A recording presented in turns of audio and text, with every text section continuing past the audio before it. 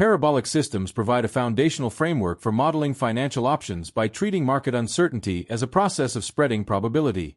In this model, the sharp, angular payoff seen at an option's expiration is gradually smoothed into a curved price surface as the time remaining until maturity increases, a process that is irreversible because information dissipates as time passes.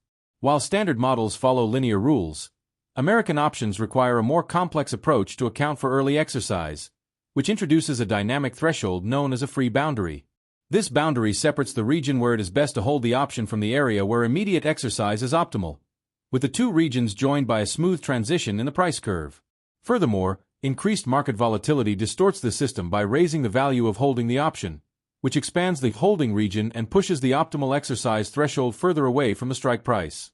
Ultimately, numerical methods and 3D visualizations are used to capture these surfaces, showing how the system dynamically truncates and flattens values the moment they meet the floor of immediate exercise.